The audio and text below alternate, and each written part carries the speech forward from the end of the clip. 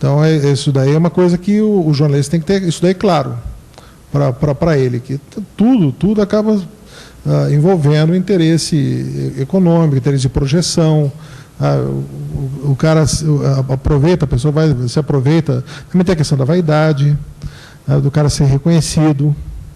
A gente não pode tratar o cientista como um ser olímpico, um semideus, né? Inclusive nessa área tem alguns casos de manipulação tem vários casos resultados, de manipulação, né? Vários. Tem alguns cientistas, não sei se americanos ou ingleses, que manipularam resultados né? Até o Newton conseguir chegar ao que eles queriam. Exato. A Galileu, desse mês, está trazendo uma matéria que faz esse tipo de abordagem e mostra, inclusive, que o Newton chegou a manipular o resultado de pesquisas dele. Isso é uma coisa recorrente dentro do meio. Então, o que acontece é que são muito herméticos, são muito fechados. Eles já não gostam de falar com a imprensa. Acho que já houve uma evolução grande nesse sentido, um processo de democratizar esse conhecimento. Tá? E a imprensa principalmente a imprensa especializada, ela tem um papel importante nisso. E aí, quando entra na imprensa generalista, a coisa já está muito mais mastigada, está mais fácil de ser digerida. Tá? E aí sim é que vai atingir as grandes massas. Mas hoje, por exemplo, um profissional que fosse começar hoje a desenvolver essa atividade teria que, por obrigação, está lendo a Scientific American, ele vai ter que ter a Nature, a Science, são várias publicações. Tem vários sites bem interessantes aqui no Brasil, o Ambiente Brasil é muito bom, o Eco, que é do Marcos Sá Correia, no Rio de Janeiro, muito bom também. Então tem que começar a buscar essas fontes e se alimentar disso e começar a se inteirar cada vez mais sobre o assunto, para você estar preparado para pelo menos abordar parte aí dos estudos, né? Queria virar um pouquinho agora, passar para como trabalhar. Vamos dizer, a gente tem temas complexos, né? A gente pensando aí para ciência e tecnologia, a gente vê que você não consegue, você tem que se aprofundar, né?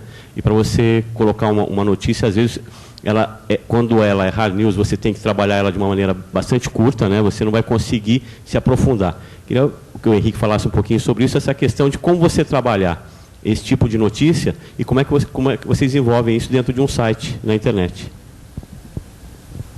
Bom, todo mundo sabe que a internet a velocidade é muito, muito grande e para você ter acesso a informações fidedignas, que sejam de fontes confiáveis, você tem que filtrar muito bem esse material, porque você acaba, às vezes, esbarrando em sites que não são confiáveis ou que não, em blogs, às vezes, você também consegue informações, muitas vezes, de blogueiros que têm fundamentação, que conseguem passar uma informação credenciada, mas você tem que ter um filtro muito, muito bom, né? Porque as fontes em determinados assuntos são muitas.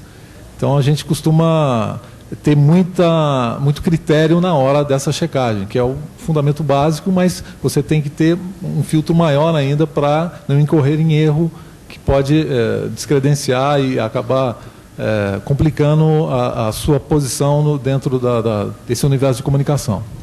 E às vezes, acredito que seja mais difícil ainda, ontem a gente conversou sobre um dos temas que é você pensar na interatividade, o usuário também gerador de conteúdo. Então, por exemplo, quando o usuário interfere, né, ainda vai te jogar material, por exemplo, pode fazer upload de vídeo, de foto, de coisa. Como trabalhar isso? E como é que é feito isso lá no VNews? Então, a gente não tem estabelecido ainda uma participação formal dos internautas, mas em alguns eventos essa participação ocorre de forma espontânea, um acidente ou um show que alguém participe e queira mandar foto ou um relato sobre aquilo. A gente recebe, dos últimos acontecimentos aí de enchentes e tal, muita gente enviou material fotos, vídeos curtos, né? A gente faz uma triagem, faz uma filtragem desse material, entra em contato com essas pessoas rapidamente e muitas vezes tem material muito bom, que a gente não conseguiu, com as nossas equipes, cobrir, chegar até alguns locais que realmente estavam complicados, né? Pela questão das enchentes, e você recebe esse material, faz uma triagem e muita gente participa, acaba participando de uma forma né, espontânea. Eles ligam, mandam e-mails, fotos de algumas situações aí que para a gente, na questão jornalística, é fundamental.